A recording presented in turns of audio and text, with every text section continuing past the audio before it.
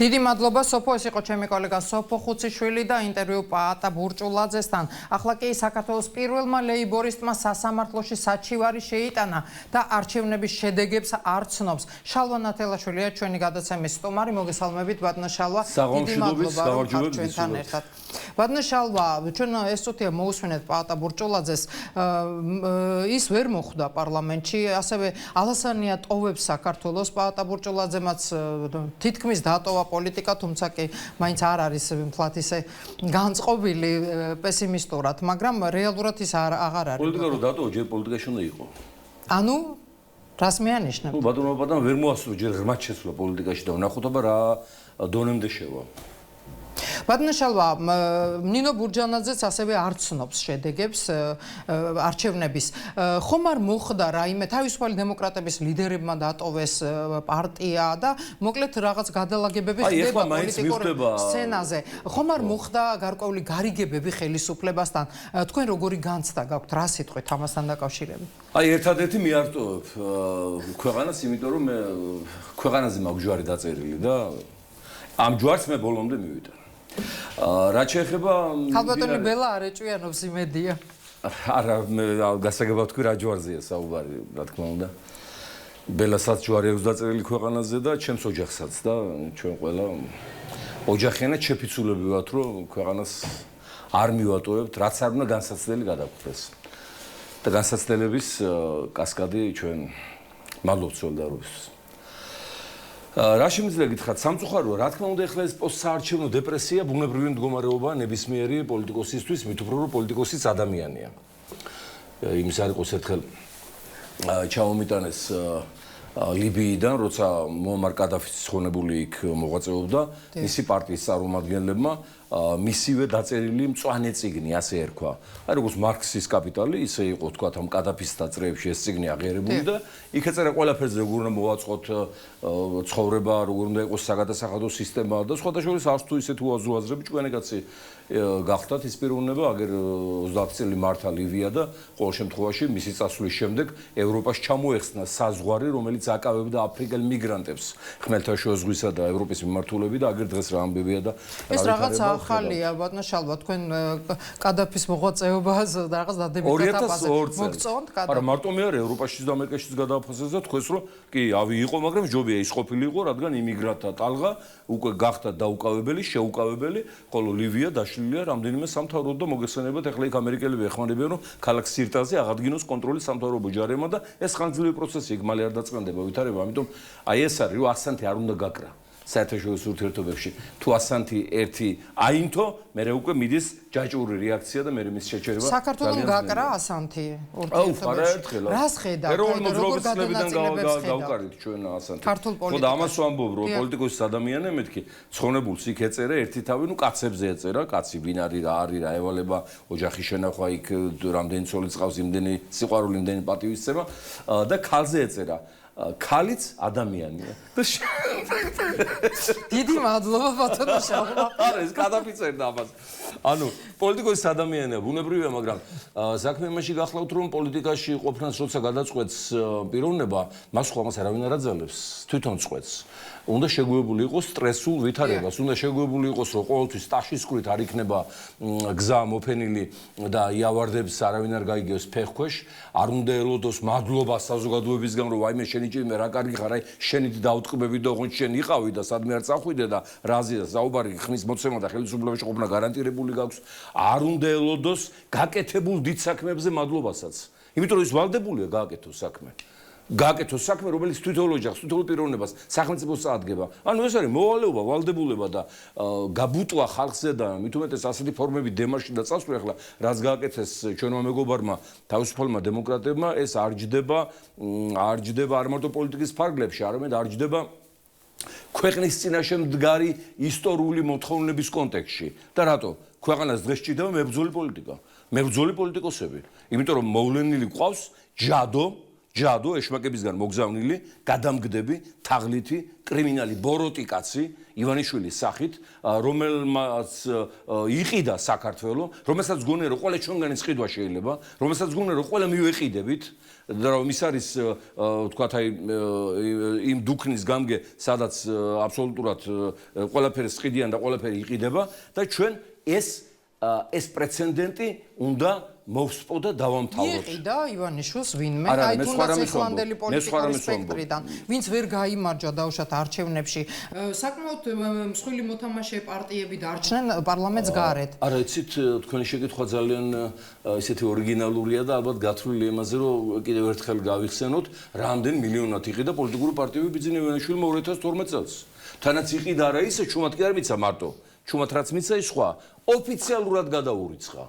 1.100.000 ბანკის საშუალებით აი ამ პარტიებს და პოლიტიკურ ლიდერებს და სამუდამოდ კომპრიაკიდა. ახლა ჩემზე რატოა გაფსიხებული და რატო ედგა სათავეში პირდაპირ ჩემს საწინააღმდეგო კამპანიას და რატო აცხადებდა რომ აი ლეიბორისტები სამარცხვინო ლაქა, სამარცხვინო ხალხი, მათი მხარდამჭერები, რომ ნათელაშვილი იმაზე რა ქვია ნაციონალებზე ორჯერ დამნაშავია, რომ მათ აქვთ რეიტინგი, გადაშედიან პარლამენტში და არ შეუშვებთ. ეს პირდაპირ განაცხადა კაცმა ჩვენ ეს მტკიცებულობები წარუადგინეთ დღეს ეგრეთ წოდებულ მურუსიძე ივანიშვილის სასამართლოში, რაზედაც ნაქვთიც არ შეერხა მოსამართლეს და მას ველოდით კიდევაც და სასამართლომ არ დააკმაყოფილა. ვიცოდით რომ არ დააკმაყოფილებდა, იმიტომ რომ ეხლა ეს სასამართლო არ არის. ეს საინკვიზიციო კანტორა გახლავთ, სადაც ჟიან შეკვეთით, ამართლებენ შეკვეთით, ახალიცებენ შეკვეთით, საქმეებს წყვეტავენ და გძრავენ შეკვეთით და ეს შეკვეთა უნდა მოვიდოდეს ზევიდან. ზევით კიდე ვინ აყავთ? ყავთ ბიძინა ივანიშვილი, ბიძინა ივანიშვილს ყავს დაქირავებული მთელი სახელმწიფო აპარატი,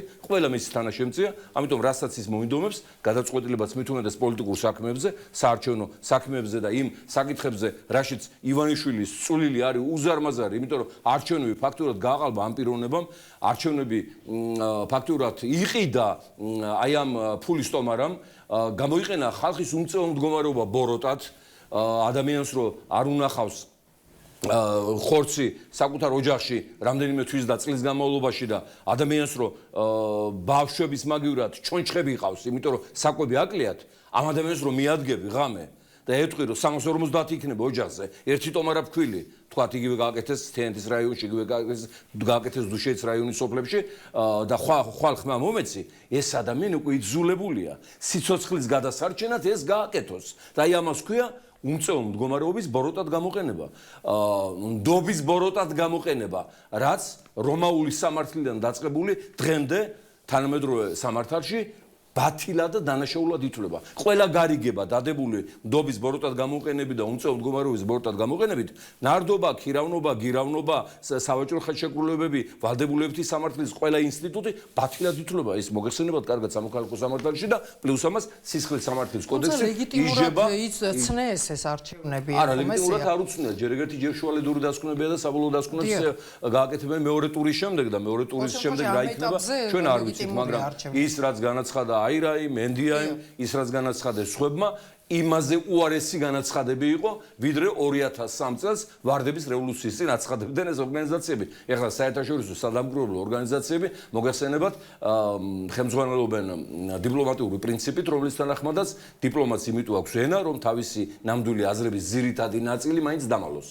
შესაბამისად, მათ დიპლომატიური ჩარჩოებიც გააჩნიათ სამოქმედოდ, ამიტომ ეხლა როგორც მე ვიტყვი შიდა პოლიტიკური წრების წარმომადგენლები მკვეთრად და რადიკალურად, ისე ვერ იტყვის, იმიტომ რომ მას დაბრალდება უცხო ქვეყნის საშინაო საქმეებში ჩარევა. ამიტომ ამ პრინციპს იცავენ და მინიშნებებითი დასკვნები კეთდება. მინიშნებებით დასკვნებს თუ მეემატება ჩვენი ბრძოლა ევროპის სასამართლოებში, რომელსაც ეხლა ძალიან ფართოდ გავშლით, არა მარტო სტრასბურგში და ამიტომ შევიტანეთ. დიახ, ამიტომ შევიტანეთ. გეგმა გაქვთ თქვენ? რამდენად ცნობილია, მე რამდენადაც მახსოვს თქვენ ადრეც გქონდათ გარკვეული საჩივარი შეტანილი და მე როგორც მახსოვს წააგეთ. არა, ჩვენ ვართ ერთადერთი პოლიტიკური პარტია მსოფლიოს მასშტაბით, რომელიც საერთაშორისო სასამართლომ აღიარა გაყალბების მსხვერპლად. ვარდების რევოლუციის შემდეგ რაც გაგვიკეთეს, აი ამ ფაქტზე 2008 წლის 8 ივლისს გამოვიტანა ევროპის სასამართლომ ვერდიქტი აღნიშნულის თაობაზე, აი ამ სისქე დოკუმენტია ფაქტურად სადოქტორო დისერტაციის მოსულობის და როდესაც ქალბატონი კონდოლიძე რაიზი ექს-სახელმწიფო მდივანი იყო ჩამოსული თბილისში და მერიოჩი შემხვდა, მე მას გადავეცი ეს დოკუმენტი როგორც ძალიან დიდი საჩუქარი და სტენფორდის პროფესორია ისთან და უყვარს კითხვა და კვლევაძიება და იმ წუთში დაიწყო კითხვა ამ გადაწყვეტილების და დარწმუნებული მთელი ატლანტიკა თვითმფრინავში ამას ეცნობოდა, იმიტომ რომ უნიკალური დოკუმენტია. ანუ ჩვენ ამ შემთხვევაში ვუტევთ ორი ფრონტით, ჩვენ გვინდა გავიაროთ შიდა სასამართლოს ინსტანციები, იმიტომ რომ იქ ისე არ იღებენ სარჩელს, თუ არ ამოიწურა აი დღეს სადაც ვიყავით და ეხლა სააპელაციო დაგვრჩა ორ დღეში იმასაც მოვათავებ და მე როგორ გახსნილი იქნება ევროპის კარები. ერთი ფრონტით ჩვენ შევუტევთ არჩევნების გაყალბების ფაქტებზე ბატონ ბიძინა ივანიშვილის სტრასბურგში, ევროპის სასამართლოდან და მეორე ფრონტით ჩვენ უკვე ვუტევთ ჰააგის ტრიბუნალიდან, ეს გახლავთ საერთაშორისო სისხლის სამართლის სასამართლო, რომელიც იხილავს ადამიანობის წინააღმდეგ ჩადენილ დანაშაულობებს არ მარტო სამხედრო პირების, არამედ პოლიტიკოსების, ფორმალური მმართველების, არაფორმალური მმართველების და იმ პირების, ვის მიმართაც შიდა იურისდიქცია უძლურია. აი მაგალითად ივანიშვილის მიმართ შიდა იურისდიქცია არის უძლური, რადგან უშიშროების მინისტრი სამსახურის უფროსი მისი დაცვის წევრია, გენერალური პროკურორი მისი კაცია, იუსტიციის მინისტრი მისი ქალია, სასამართლო მურუსიძისა და მისი კაცისა, შესაბამისად შიდა იურისდიქცია არის უძლური იმ ფაქტებზე, რომ პასუხისგებაში მიეცეს ეს პიროვნება პირველი ანგოლაში ჩადენილი საერთაშორისო დანაშაულისათვის, როგორც მოგეხსენებათ, ეს არის აფრიკის ერთ-ერთი საკმაოდ დიდი ქვეყანა, რომელშიც 10 წლეულების მანძილზე ძვინვარებდა სამოქალაქო ომი. ეს გახდათ პრეზიდენტ ჟოზე ედუარდო დუს სანტუსის პერიოდი, როდესაც ერთმანეთს ებრძოდა ორი პარტია, ფრელიმო ერქვა ერთს, მეორე იყო MPLA იყო და მეორე იყო ფრელიმო. ძალიან შორს წავედით ბადნაშალა აფრიკიდან მოდით საქართველოში დაუბრუნდეთ. შორს არა, ეს ძალიან ახლოს არის საქართველოსთან. და ორივე პარტია ერქვა, მაგრამ ორივე ფაქტორად სამხედრო დაჯგუფება იყო. ამის გამო გაერომ უშიშროების საბჭომ აკრძალა ამ ქვეყანაში იარაღის შეტანა, იმიტომ რომ იღუპებოდა ძალიან ბევრი მშვიდობიანი მოქალაქე, ქალები, ბავშვები, ხოლმე ვინ არჩევდა კალაშნიკოვის ავტომატის ფონზე, ვის მოხვედროდა და ვის არა. აი ამ ფონზე ბიძინა ივანიშვილმა პარიზული კავშირების წყალობით, როსკრედიტ ბანკის მეშვეობით ქვეყანაში შეიტანა 790 მილიონი დოლარის იარაღი, მათ შორის მიგები. თქვენ ამის შესახებ არაერთხელ გაგიცხადებიათ ბადნაშალა. ეს ერთი საერთოდ მოდი დავბრუნდეთ საქართველოში, მე საქართველოს ბევრი დრო. მე გეტყვით რატო ეხება საქართველოს და მეორე ეპიზოდი. ეს არის საღდრისი, როდესაც ბიძინა ივანიშვილმა საკუთარი ხელით მოაწერა განკარგულებას ხელი იმის თაობაზე, რომ საღდრის მოხსნოდა არქეოლოგიური ძეგლის და ზონის სტატუსი, რის შემდეგაც მან ააფეთქა ეს სოფლიო კულტურული მნიშვნელობის კერა 4500 წლის წინანდელი არტიფაქტები, სადაც გინდებოდა რომ აი ეს დრო, როცა შუამდინარეთში წარმოიშვა პირველი ქალაქები, აქ უკვე ოქროს ადნობდნენ და ფერად მეტალს იღებდნენ. აი ეს მოსპო მან ააფეთქა და ეკოლოგიური კატასტროფა გამოიწვია იქ მოსახლეობისათვის, იქ წყალი არ დაილევა, მდინარეში თევზი აღარ არის და ჰაერი აღარ ისუნთქება კაზრეთ აი ამ ბოლნისის ტერიტორიაზე, სადაც მიდის ღია წესით აი ამ მავნე ნივთიერებების შემცველი მადანის მოპოვება. შესაბამისად, მართლა ბევრი კითხვის მე გეთანხმებით აბსოლუტურად, მაგრამ მე მინდა რომ აი მაინც პოლიტიკაზე დავუბრუნდეთ. პოლიტიკურ პარტიებზე მაინტერესებს თქვენი აზრი. დასაკვირველია მესმის რომ ეს ზოგადი პოლიტიკა არის და ყველაფერი პოლიტიკაა საქართველოში. მე მინდა გითხრათ მეგობრებო, მთელი გულახდილობით რომ ბიძინა ივანიშვილი და მისი რეჟიმი არანაირი საარჩევნო მშვიდობიანი გზებით ხელისუფლებიდან არ წავა. არც 4 წლის მერე, არც 10 წლის მერე. არც 20 წლის მერე. ანუ რევოლუციისგან მოუწოდეთ თქვენ საზოგადოებას. იმიტომ რომ ყოველწლიურად ემატება იმ სოციალურად დაუცველთა ბაზას ამათი დანაშაულური პოლიტიკის გამო უმუშევრები, შივრები, ავადმყოფები, სასტიკად გაჭირვებულები, შესაბამისად ყოველი არჩევნების წინა ღამეებში უშიშროება, ისე ოცნება, გამგეობა შემოიტანს შემოსატანს, მიიყვანენ ხალხს, აიძულებენ რომ მიიღონ ხმები, ისევ დარჩებენ ხელისუფლებაში. შესაბამისად, რჩება ორი გზა: ან რევოლუციის გზით მოვიცილოთ ეს რეჟიმი, ან საერთაშორისო სასამართლოს. რევოლუციას როგორ ხედავთ თქვენ, შეიძლება რომ საქართველოში კიდევ ერთი რევოლუცია გადავიტანოთ? შეიძლება მოხდეს იმდენი, რამდენსაც ქვეყნის ინტერესები ითხოვს. მაგრამ მე ვამბობ სხვა რამეს.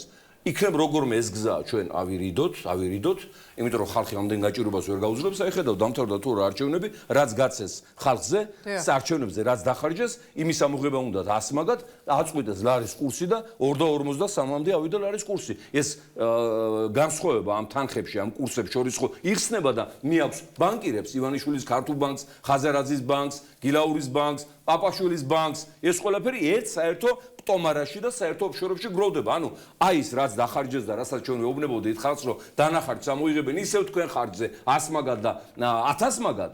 აი ეს მიმდინარეობს ზუსტად.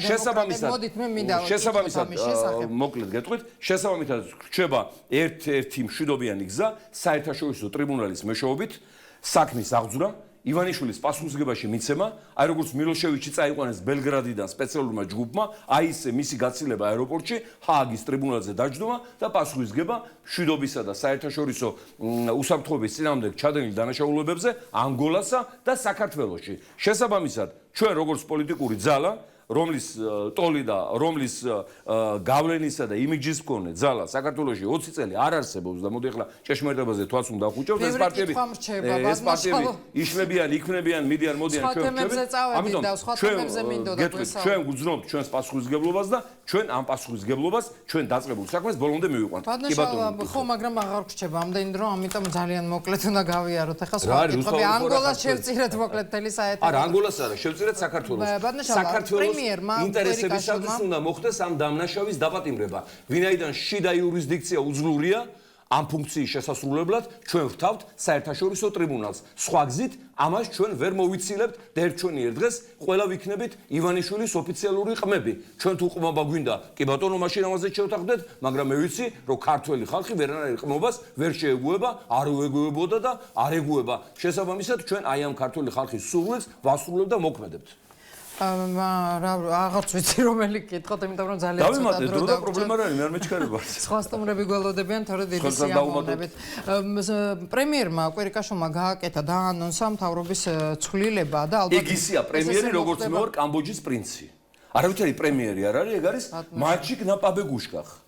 ივანიშვილის ბიჭია პაბეგუშკებზე, ეს არის ვანო ჩხარტიშვილის ყოფილი მოადგილე და ეს ის პერიოდია, როცა ვანომ და მისმა მოადგილემ დაიტაცეს ქართველი ხალხის ანაბრები და ეს ჩვენი გაჭირვებული სოციალურ ბაზაში მყოფი მოსახლეობა სწორედ აი მის გამოა გაჭირვებული ანაბრები წაართვეს ჩხარტიშვილებმა და კვირიკაშვილებმა. ეს ის კვირიკაშვილია, რომელიც მოხალხეთა კავშირის სიით, როგორც ახალგაზრდა რეფორმატორი, შემოვიდა 99 წელს საქართველოს პარლამენტში, ჟვანია სააკაშვილის შუაში ბუკეტივით იჯდა და იმისათვის, რომ მე ისინი ხო დაიშალნენ ახალგაზრდა რეფორმატორების გამყრელიძე გაჩეჩილაძე გამოიყვნენ მოქალაქეთა კავშირს და ფრაქციაში რო დარჩენილი იყო მათთან $500 აძლევდნენ თვეში. $500-იანი პრემიერი საშენებული ქვეყანა შევარცხვინენ და ასეთი პრემიერი შევარცხვინენ. ბატონო შალვა, მე სხვა კითხვა დავიწყე, კარგით. კაცო, ფრაქციაში უნდა გაჩერდება რომ $500 მოგცემენ. ახლა ამ ხელა საშუალება რო ჩაიგდო ხელში, რა შეიძლება მან გააკეთოს წარმოგიდგენთ. თავისუფალ დემოკრატებს ელოდებით თუ არა ახალ მთავრობაში რაიმე თანამდებობებზე? რაზეა საუბარი? თავისუფალი დემოკრატები მოიქცნენ ძალიან ცუდად. მე არც ირაკლის მოქმედებას ვამართლებ, ვიმეორებ. ბრძოლა უნდა იყოს ბოლომდე, ბრძოლა ყოველთვის აქვს აზრი ბრძოლას, იმიტომ რომ თვითონ ბრძოლა აზრია. ბრძოლა აზრი თვითონ. შესაბამისად, მისი წასვლაც არ იყო ჩემთვის სასიამოვნო და ძალიან ცუდი იყო, რაც გააკეთეს მისმა თანამებრძოლებმა, ეს საერთოდ მიუღებელია. ეხლა აი როგორ მოგეწონება თქვენ? მე რამდენი რამე გადავიტანე ეს 20 წელი. არ მინდა ეხლა თავს კი არ გაწოდებთ, უბრალოდ ფაქტის კონსტატაციას ვახდენ. შევარდნაძის დროს, სააკაშვილის დროს, ივანიშვილის დროს გადამაქვს კიდევ, ხო? აი რომ მივსულიყავი ერთ დღეს, აი მაგაცავით ის დუქნიც რომ სროძახიან იმ საგარეიშვილს და კიდევ ვინ არიან ის აბაშიძეები და ისინი. ვოცკის რო იახლდნენ. ვოცკის და გამოუცხადა სრული მორჩილება და თანადგომა. აი ეს რო გამეკეთებინა მე ამ 20 წლის მანძილზე. მე ვიქნებოდი ადამიანი და მექნებოდა რას ქვია აღარ გინდა ოპოზიციაში ყოფნა, შენ არ გინდა ქვეყანა ჭირდება ოპოზიციაში ყოფნა. შენ ოპოზიციონერის სტატუსიც აიღე ის ხმები ხალხი რომ მოვიდა და გენდო. შენ ვალდებულება გაქვს, ხელშეკრულება გაქვს სულიერი ადამიანებთან დადებული. შენ ერთ ადამიანსაც რო უყვარდე. ერთ ადამიანსაც რო სჯეროდეს შენი და დანარჩენი გმობდეს, არ გაკუფლება იმ ერთ ადამიანს უღალატო, იმიტომ რომ ერთი ადამიანის მორალი და ეთიკა ხშირად მთელი კაცობრიობის მორალს და ეთიკას სწოვნის და მეტია მას. კაბელების საქმეზე დაკავებული ადამიანების საქმესთან დაკავშირებით ისინი ძალიან დიდ პროტესტს უცხადებდნენ ხელისუფლებას. ახლა ისინი ისინი მზად არიან ხელისუფლებასთან ითანამშრომლონ. ღალატს ხომ არ ხედავთ? ღალატი, აბა რა არის, ეს არის ღალატი, იდეის, პრინციპის ღალატი, აბა ეხლა საგარეიშვილისგან მე არც არ მოვლოდი, მეც ახლა საგარეიშვილზე იმიტომ არ აკრეფილი, რომ 2012 წელს ჩემს კოორდინატორებს იბირებდა ივანიშვილთან და სთავაზობდა ფულს. აი ეს საგარეიშვილი. ხო, ახლა აღარ მივეცით მაშინ ამას გახმაურება და რეზონანსი მაინც ოპოზიციაში იყვნენ და შევიკავეთ თავი და ახლა გეუბნებით. ამ ბავშვმა მოიაბარა რაღაც ბავშვია, ბავშვების ხნისა, მაგრამ შეხედულება გეგეთი. მოიარა 15 პარტია. თორცლაძიდან დაწყებული გრეჩიხა, მრეწველები, ვისთან აღარ იყოს, სინდის სიცხული აღარ არის კაცო. ვარ ამ პარტიაში და აგერ აქ მოვკვდები ამ პარტიაში. მეტი რა გავაკეთო, მაგალითი ხო მოგეცით მე. და მთელი მსოფლიოს პოლიტიკოსები ხო იძლევენ ამის მაგალითს. აგერ რეიგანი იყო რესპუბლიკურ პარტიაში, მოკვდა რესპუბლიკურ პარტიაში. აგერ კარტერი დემოკრატი იყო და 100 წლის გახდა და ისევ დემოკრატია ექს-პრეზიდენტი. მერკელი ქრისტიან დემოკრატია, ქრისტიან დემოკრატიას მოკვდება რაც არ უნდა გარიცხუნენ პარტიიდან და რაც არ უნდა წააგოს ამ პარტიამ და რაც კოლი, რომელიც იყო გერმანიის გამაერთიანებელი, ჰელმუტ კოლი, ეს უდიდესი პიროვნება და ფიგურა. რა გაუკეთეს? საკუთარ პარტიაში მოუწყეს გადატრიალება, აი ამ ანგელა მერკელმა, მაგას ანგელა არ უნდა ერქვას, ნამდვილად უფრო სხვა სახელი უნდა ერქვას, გადატრიალება მოუწყეს რა მოტივით? რა უნდა ერქვას? ცოტა, ანგელოზის სახელი არა ყოველ შემთხვევაში. მოუწყეს გადატრიალება ჰელმუტ კოლს იმ მიზეზით, რომ დაფინანსება ეშოვა პარტიისთვის. თანაც ვიღაც იარაღით მოვაჭრისაგან. ის იარაღით მოვაჭრა, კანონურად ვაჭრობდა იმ იარაღით. და ეს გამოიყენეს მიზეზად და გადააყენეს გერმანიის გამაერთიანებელი. აი ახლა ამაზე რო გაიბუტენეს ზოგიერთი პოლიტიკოსები, რა გაუკეთებიათ კოლზე მეტი, მაგრამ კოლმა არ დატოვა. ქრისტიან დემოკრატია ისევ. ბებერია იმით დაყავთ ეტლით, მაგრამ ესწრება პარტიულ ღონისძიებებს, იუბილეებს, ისევ იღიმის, ისევ ბატონშალვა, სხვა თემაც მინდა მოვასწრო. ბატონშალვა, თქვენ ჩვენთან გადაცემაში გვამის ყიდვა ამ პარტიაში სიარულით ეს რა უბედურება ეს არის ჩვენი ცოტა ხნის ჩვენს გადაცემაში თქვენ ჩარეცხილების სწორად უწოდაო სააკაშვილმაო საზოგადოების წევრ გარკვეულ ფენაზე თქვენ რა ხან სააკაშვილი არ ნიშნავს რომ ყველაფერს სიტყვილს ამბობს ამ საკითხში იყო არა მარტო სააკაშვილი სწორი არამედ ძვად გამსახურდია სწორი რომელსაც აუჯანყდა მე ეს ინტელიგენცია და ავტომატებით მიადგენ მთავრობის საყდან. ხო გვასწორს ეს ყველას კარგად. აი ეს კატეგორია იყო ზუსტად ეს შენგელაიები, ეს ბერიკაშვილები, ეს კავსაძეები, ეს სპორტსმენები, ეს გადაბერებული, გადაკრუხებული არტისტები ერთი ორი როლი უთამაშია და მოგვაბეზრეს თავი ეს ისინი რა ქვია და კიდევ აღარ მინდა გავაგრძელო იქით ჩამონათვალი დაიწყებენ ბღავილს კიდე და ღნავილს. მე მინდოდა მეკითხა ძალიან მწვავე რეაქცია გამოიწვია თქვენმა ამ ნათქვამმა და ხომ ძალიან მწვავედ ხომ არ მოგივიდათ ხო მინდოდა მაგრამ ვილად მომივიდა, აქ უნდა აუდიტი დაждდეს და დაიანგარიშოს რამდენი მილიონი აქვს შეჭმული ქეთი დოლიძეს იმ უაზრო ფესტივალის ჩატარებაში და იმ ფულით რამდენი შიერი ქეთი დოლიძე ამბობს რომ მან პირიქით ბინა შეწირა. ყოველია რა 15 ბინა გაფორმებული სხვის სახელზე ერთი მორჩინე რა. უნდა დაითვალოს რამდენი შიერი დაპურდებოდა იმ ფულით რა იმ მილიონებით რაც ამ უაზრო ფესტივალში ხარჯება. უნდა დაითვალოს ის ზარალი რაც მიაყენა ბადურაშვილების ოჯახმა. მაგათი შვილიშვილი სააკაშვილის პირადი მომღერალი ხო იყო ის გოგო.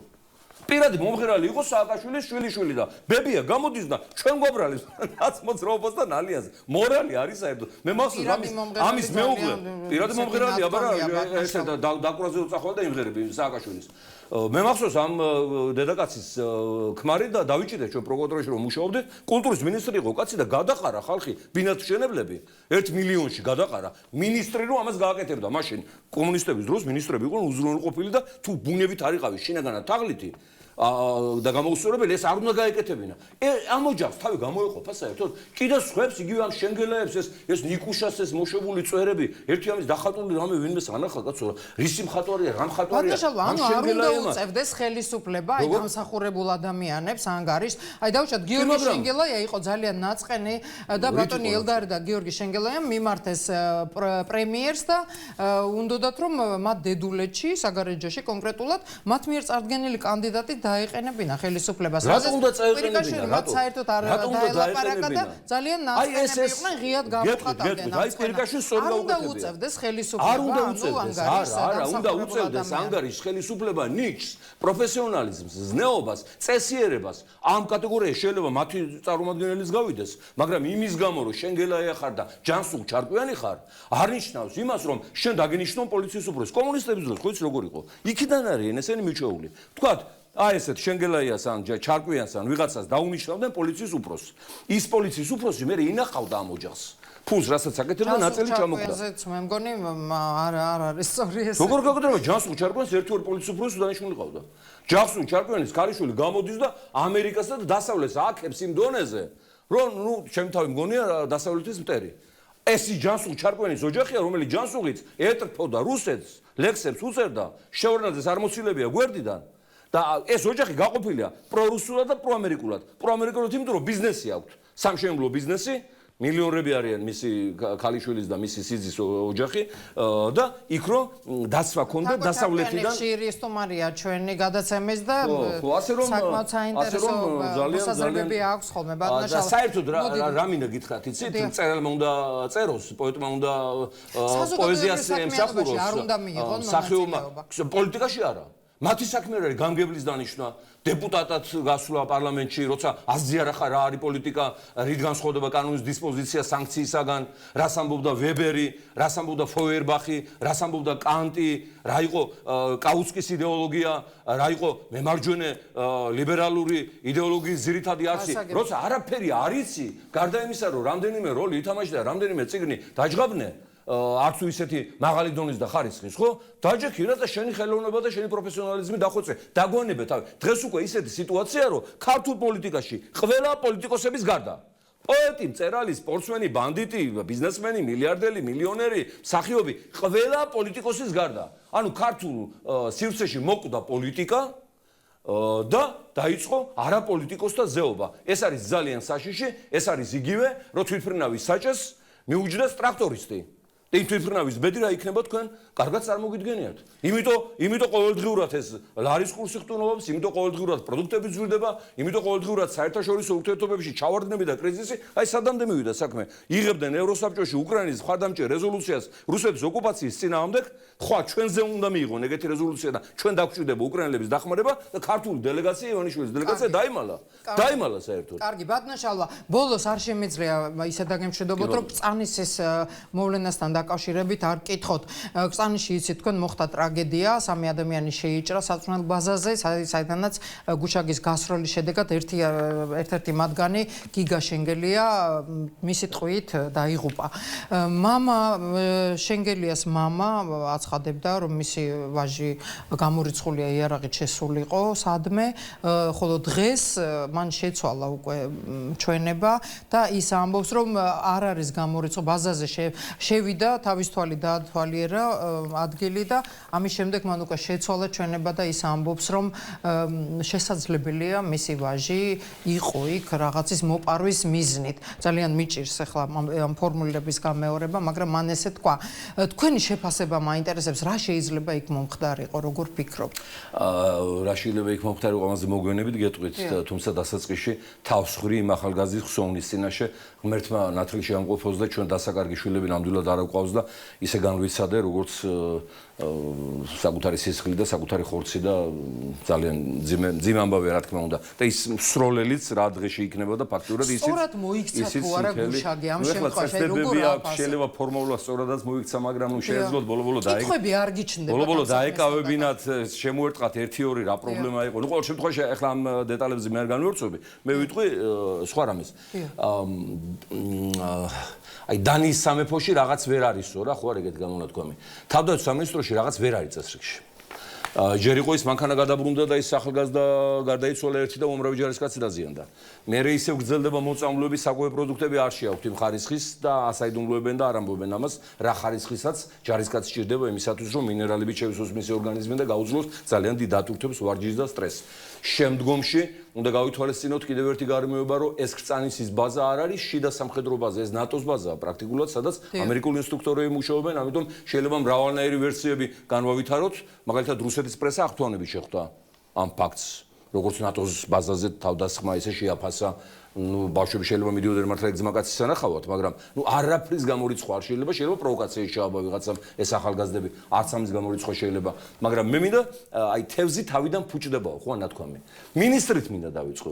ყველაფერი მინისტრის გამოა, ეს უდისციპლინობა, ეს უთავბოლობა, ეს მსხვერპლი, ეს სისხლი. ლევან იზორი არ მოგწონთ, თუ თინახი და ლევან იზორი არ მომწონს ახლა იმათ კი არ მინდა ნათესავად. არ მოწონება კი არა, მიუღებელია ეს ფიგურა ჩემთვის, ჯერ ერთ იმიტომ რომ ის გახდათ მიხეილ სააკაშვილის თანამებრძოლი პოლიციის რეფორმის დარგში. ეხლა აღარ არის ღმერთი, ჩვენ რო გვაბრალებენ ნაციონალებთან ალიანსს, მთელი ნაციონალები, მინისტრები და ივანიშვილის თანამებრძოლები გახდნენ.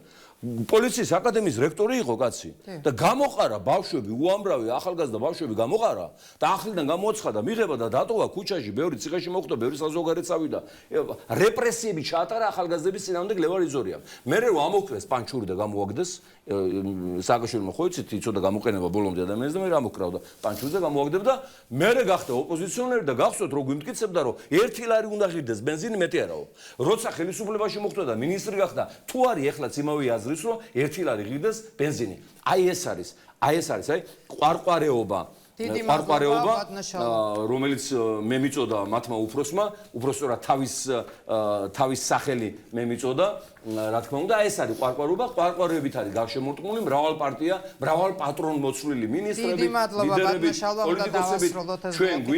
ჩვენ გვინდა რომ პოლიტიკოსი იყოს გარშემორტყმული თავისი ხალხით, სარგებლობდეს თავისი ხალხის ნდობით და სიყვარულით, ხოლო სიყვარულს მოაქვს შედეგი. ამხშენებლობა, აი ესეთ ინტრიგებს, აი ესეთ პარტიიდან პარტიაში სირბილს, ლიდერიდან ლიდერთან სირბილს, პოლიტიკაში მორბენას და მე გაქცევას, არაფერი კარგი არ მოაქვს. ძალიან დიდი მადლობა. ჩვენ უნდა დავაშენოთ სახელმწიფო, რომელიც იქნება სამაგალითო პოლიტიკის კუთხით. დიდი მადლობა რომ იყავით ჩვენი გადაცემის სტუმარი, ეს იყო შალვა ნათელაშვილი, ლეიბორისტული პარტიის ლიდერი. ახლა კი დემოკრატიული მოძრაობის ლიდერი ნინო ბურჯანი